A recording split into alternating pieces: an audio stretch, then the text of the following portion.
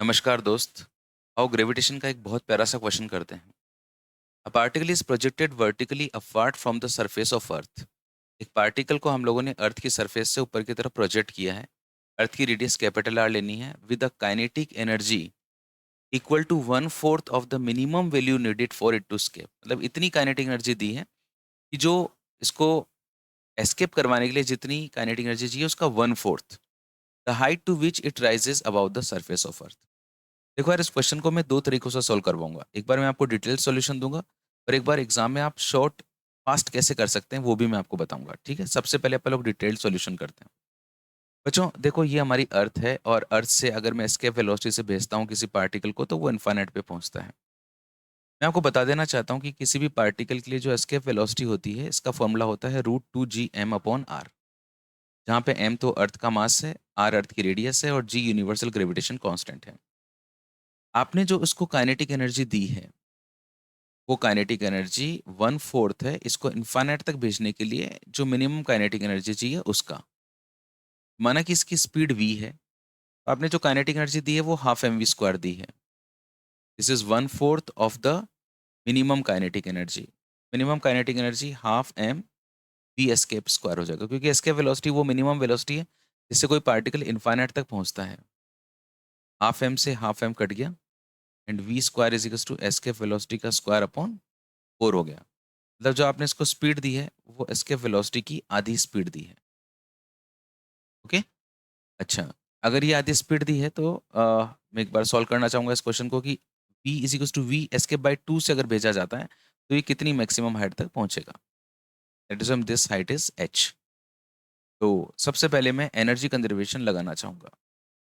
देखो, कोई भी नया क्वेश्चन आ जाए तो वो कैसे करना है और अगर फॉर्मूला पता हो तो कैसे करना है वो मैं आपको लास्ट में बताऊंगा। तो यहाँ पे जो पार्टिकल है मैंने इसको जो स्पीड दी है वो इसके वेलोसिटी की आधी स्पीड दी है, ये हमने पता कर लिया। ओके। तो यहाँ पर एक पर्टिकुलर हाइट है जहाँ पे जाके इसकी वेलोसिटी जीरो हो जाती है। ये लीजिए, जीरो हो गई। This point is A and this point is B. मैं इसे कह सकता हूँ कि पॉइंट ए पर जो एनर्जी है वही पॉइंट बी पर एनर्जी है। Kinetic energy plus potential energy is equal to kinetic energy plus potential energy. ये बी की बात और ये ए की बात। ए पे जो काइनेटिक एनर्जी है वो होगी हाफ एम वी स्क्वायर, और वी की वैल्यू में वी एस्केप बाई 2 रखूंगा। पोटेंशियल एनर्जी होगी -g m m upon capital R. Small M तो उस पार्टिकल का मास है और कैपिटल एम अर्थ का मास है। ये हाईएस्ट पॉइंट है जहाँ पे जाके वेलोसिटी जीरो हो जाएगी, तो यहाँ पे जीरो हो गया। एंड पोटेंशियल एनर्जी मैंने यहाँ पे लिख दी -g m m upon r+h। r+h क्यों लगाया? क्योंकि जो सेंटर से डिस्टेंस है वो तो कैपिटल आर है, इसमें मैंने h जोड़ा तो सेंटर से जो टोटल डिस्टेंस हो गई पार्टिकल की वो r+h हो गई। ये लिखते हैं हम लोग यहाँ पे।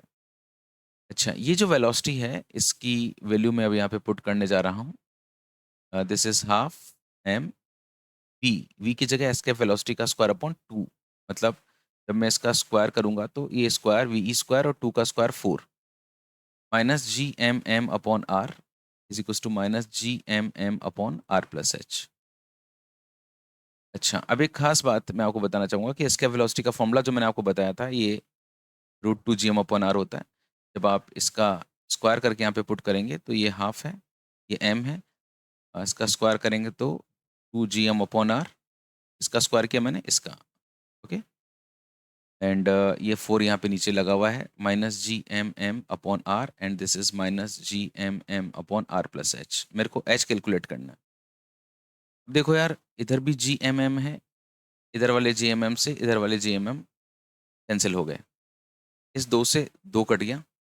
ये 1/4r -1 upon r is equal to -1 upon r+h हो गया।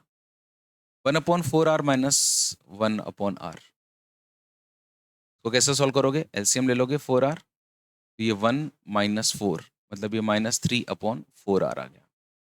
इसकी वैल्यू ये -1/r+h के बराबर है, -1/r+h। माइनस से माइनस कट जाएगा। ये जो r+h आपको दिखाई दे रहा है आप इसको 3 से मल्टीप्लाई कर दीजिए और 4r को इस तरफ ले जाइए। 3 into r+h is equal to 4r। 3r plus 3h is equal to 4r। 3h is equal to 4r minus 3r। h is equal to r/3। ये मेरा आंसर आ गया। ओके, तो h is equal to r by 3, so the correct answer of this question is fourth. अभी तो यार पूरा एक सिस्टमेटिक तरीका जैसे सॉल्व करते हैं ना, और ये आना भी चाहिए, क्योंकि ये अगर आपको आएगा तो कोई भी नई प्रॉब्लम को आप लोग सॉल्व कर पाएंगे। लेकिन आप इसका जो फास्ट कैसे इस क्वेश्चन को कर सकते हैं, तो ये जो हमारी अर्थ है, इसकी रेडियस r है, आपने एक पार्टिकल को v स्पीड से भेजा, और वो जो वेलोसिटी है वह है एन वी एस के पे, एस्केप वेलोसिटी का n टाइम्स, और n की वैल्यू अगर लेस देन 1 है, तो ये पार्टिकल जितनी हाइट तक पहुंचता है उस हाइट का फॉर्मूला होता है N square upon 1 minus N square into R. जैसा कि मैंने आपको क्वेश्चन में बताया यहाँ पे कि v is equal to escape velocity का आधा है, इस पर्टिकुलर क्वेश्चन की बात करें तो v is equal to half of escape velocity, तो जो n है इसकी वैल्यू हाफ आ गई मेरे पास में।